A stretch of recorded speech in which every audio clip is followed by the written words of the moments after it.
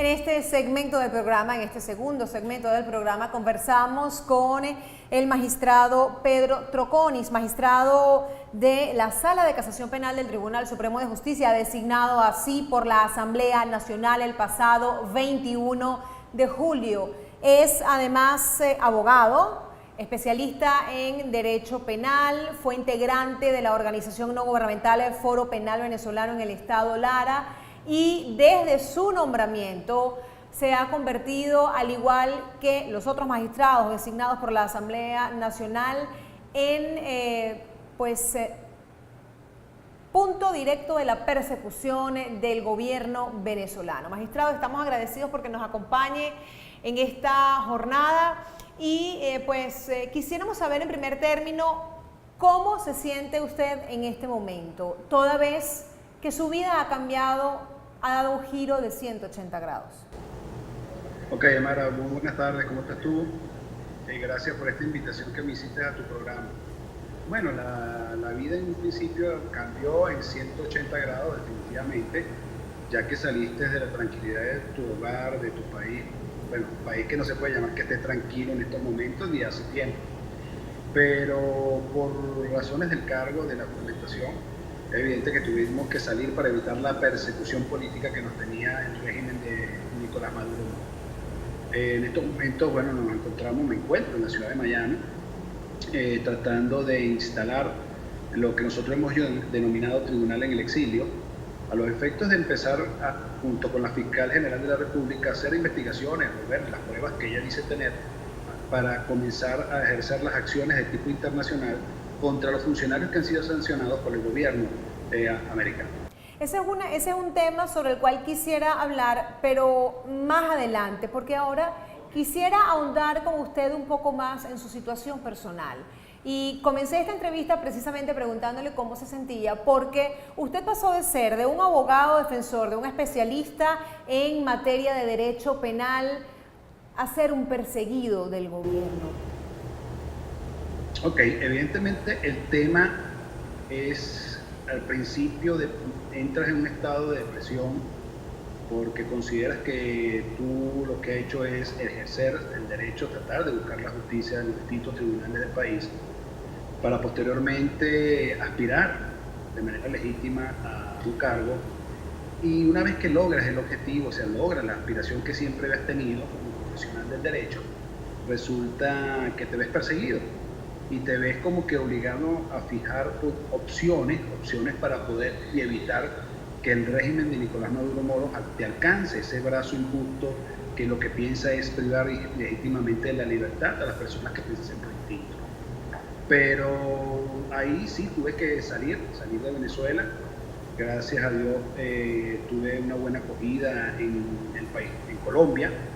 En Colombia nos dieron el ingreso a ese país. Posteriormente tuvimos reuniones para calmar un poco la desesperación de qué estatus te encuentras tú cuando sales de tu país. Recibimos cierta orientación y luego me detuve a pensar, bueno, mira, ¿qué estamos haciendo?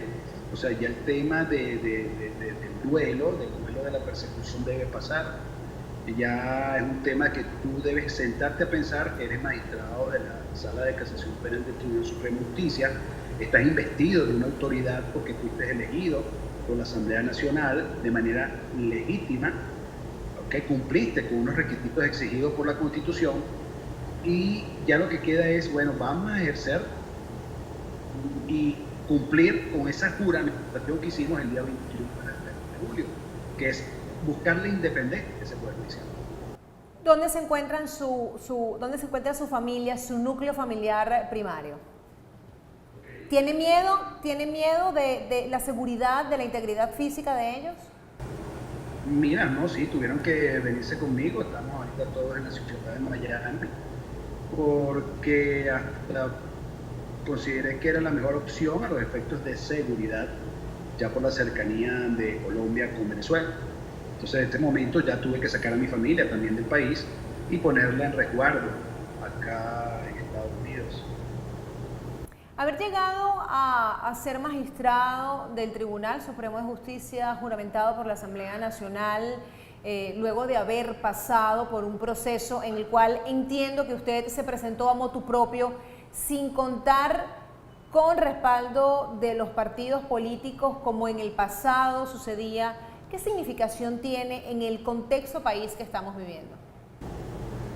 Ok, fíjate, yo lo que hice fue leer una convocatoria pública para magistrados del Tribunal Supremo de Justicia, donde fijaban un día para presentar las credenciales, fijaban parámetros académicos para poder optar al cargo de magistrado en la Sala de Casación Penal, que es mi especialidad y mis maestrías, y presenté dichos recaudos, quedando en la lista para posteriormente ir a una entrevista en donde que fui preguntado tanto por diputados de la Asamblea como personas de la sociedad civil, porque el comité de postulaciones se constituyó en un 50% diputados de la Asamblea Nacional y un 50% personas que hacen vida en la sociedad civil, evidentemente con conocimientos en derecho. Entonces, una vez agotado lo que es el trámite de la entrevista, quedaba la respuesta de lo que era el poder moral, respuesta que no tuvo la Asamblea Nacional, agotándose ese punto. Posteriormente vino lo que fue la sesión en donde los diputados elegían a los 33 magistrados que cumplían con requisitos. En este caso, que es lo importante, el Tribunal Supremo de Justicia, todos los magistrados electos cumplen con los requisitos académicos exigidos, tanto por la Constitución como por la Ley Orgánica del Tribunal Supremo de Justicia, materializándose así la juramentación por los magistrados una vez de la elección de los 33. Es de recordar que son 13 magistrados principales y 20 magistrados suplentes. Yo tuve la dicha de quedar de entre los 13 principales como miembro principal de la Sala de Casación.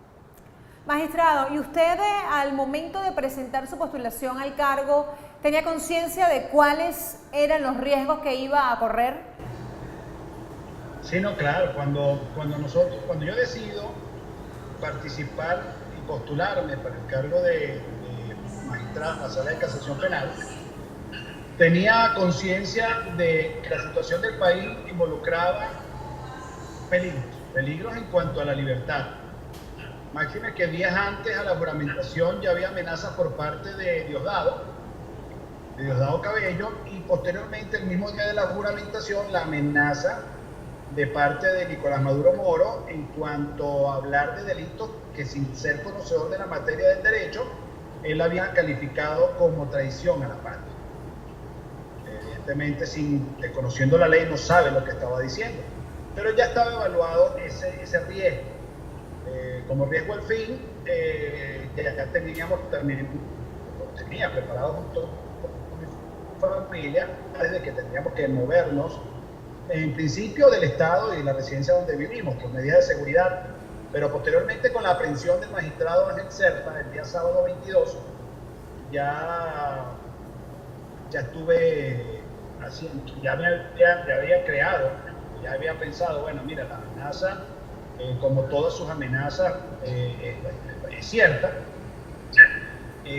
Cierta es que Serpa estuvo 32 días detenido en los calabozos del SEBIN, ni siquiera en los calabozos, en un baño del SEBIN.